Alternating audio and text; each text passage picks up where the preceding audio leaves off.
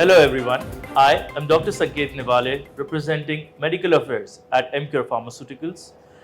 Today we are at the CSI venue 2022 at Chennai Trade Center, and with me today it's my privilege and honor to have Dr. JPS Sawhney sir. Sir is a senior consultant cardiologist and chairman of the Cardiology Sir Gangaram Hospital, Delhi.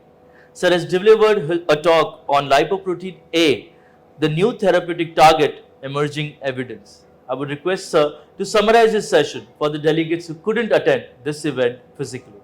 Over to you, Sir. Thank you very much. Yes, today I have discussed about the lipoprotein a genetic marker of lipid metabolism, much more common than the familial hypercholesterolemia. This affects approximately 20% of the global population, which comes to almost 1.4 billion population in the world are suffering from elevated lipoprotein A, which is more than 50 milligram per deciliter. And when we look into the prevalence of this genetic marker, in our country, in India, we are having much more. It is 25% compared to global population. Now, this has been a neglected risk marker because it is a very important component of atherosclerosis, which is present in ApoB, or what we easily calculate as non-HDL cholesterol, which contains the LDL cholesterol, the remnant cholesterol present in the triglyceride, and third one is the lipoprotein A.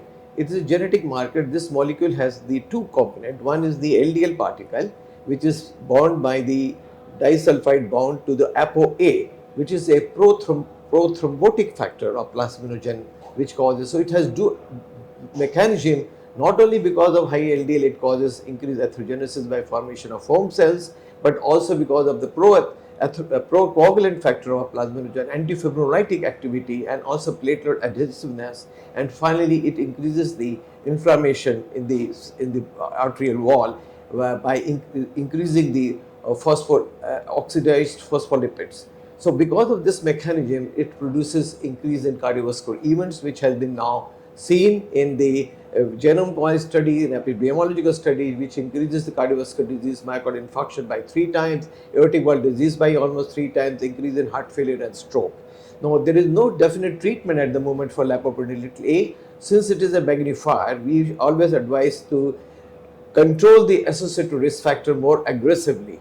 The statins do not reduce LPA, rather they increase it. So there are specific therapy which are now being invented for specifically to reduce the lipoprotein A. So far, the PCSK9 inhibitor and inclisiran have been found to reduce LPA by 25%, and they have shown reduction of cardiovascular events. But the specific treatment is anti-sense nucleotides, and they are the pelacarsen group of drug, which is being evaluated in the Horizon trial now, and this drug have shown that it reduces LPA by 80%, but we do not have any data about the hard endpoints. So this is a very important marker which has been neglected and has to be reduced in clinical practice. Thank you very much.